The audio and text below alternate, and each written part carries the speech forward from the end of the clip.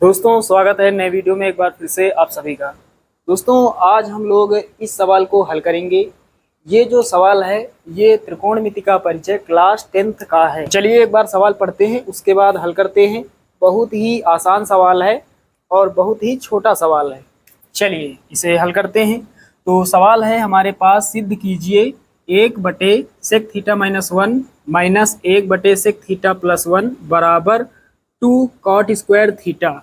तो यहाँ पर हमें सिद्ध करना है ये पक्ष इस पक्ष के बराबर है, मतलब ये दोनों पक्ष जो है वो आपस में बराबर है।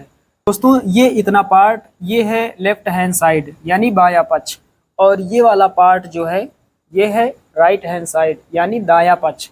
तो बायां पक्ष ले लेते हैं। तो यहाँ पर लिखेंगे LHS लेने पर। तो चलिए बायां पक्ष लिख लेते हैं। हमारे पास है 1/sec θ-1 माइनस 1/sec θ+1। तो बायां पक्ष हमने लिख लिया।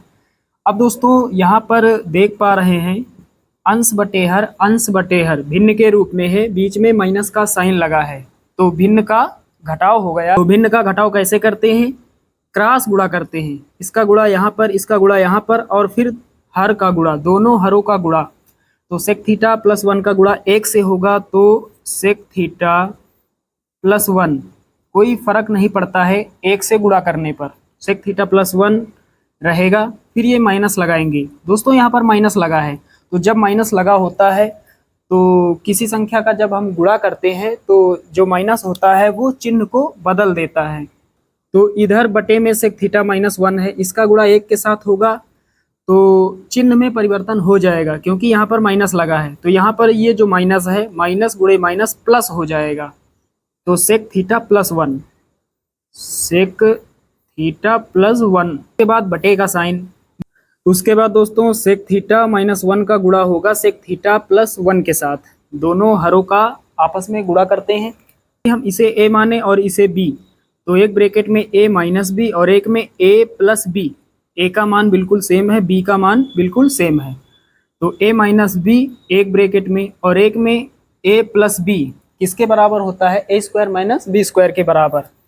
तो a स्क्वायर, a का मान है sec θ, तो sec θ का स्क्वायर। उसके बाद माइनस बी स्क्वायर, b का मान 1 है तो 1 का स्क्वायर। अब यहाँ सूत्र जो लगा है साइड में लिख देंगे। यहाँ लिखेंगे चूंकि a square minus B square बराबर होता है a प्लस बी एक ब्रैकेट में और एक में a माइनस बी। चलिए अब थोड़ा बचा है, इधर सॉल्व कर लेते हैं। अब दोस्तों यहाँ पर माइनस का sec θ है और इधर प्लस का sec θ है, तो प्लस का माइनस का कट जाएगा। प्लस का 1 कितना हो जाएगा? ऊपर प्लस का 2। उसके बाद बटे का साइन। नीचे sec θ का स्क्वायर है तो इसे हम लिखेंगे sec स्क्वायर थीटा। sec θ का होल स्क्वायर, इसका मतलब sec स्क्वायर थीटा। माइनस लगाएंगे, 1 का स्क्वायर 1 माइनस 1। अब दोस्तों ऊपर 2 है तो 2 को हम 1 से गुणा कर लेते हैं क्योंकि हर संख्या को 1 से हम गुणा कर सकते हैं। बटे का साइन लगाएंगे। नीचे sec स्क्वायर θ-1, sec स्क्वायर θ-1 किसके बराबर होता है? tan स्क्वायर थीटा के बराबर, tan स्क्वायर थीटा के बराबर। इधर साइड में लिखेंगे चूंकि tan स्क्वायर थीटा बराबर होता है sec स्क्वायर θ-1, यानी ये दोनों आपस में बराबर होते हैं।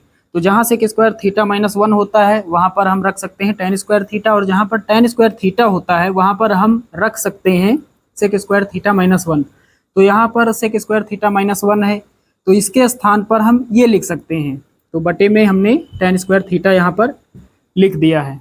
अब दोस्तों आगे हल करते हैं। पहले 2 है हमारे पास, 2 लिख लेते हैं। 1/tan स्क्वायर थीटा किसके बराबर होता है?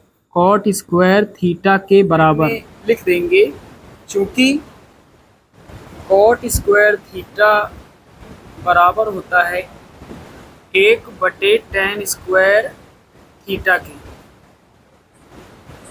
चूंकि cot स्क्वायर थीटा बराबर होता है 1/tan स्क्वायर थीटा, यानी ये दोनों आपस में बराबर होते हैं। जहाँ पर 1/tan स्क्वायर थीटा होता है वहाँ पर हम कॉट स्क्वायर थीटा लिख सकते हैं, और जहाँ पर कॉट स्क्वायर थीटा होता है वहाँ पर 1/, हम tan स्क्वायर थीटा लिख सकते हैं ज़रूरत के हिसाब से।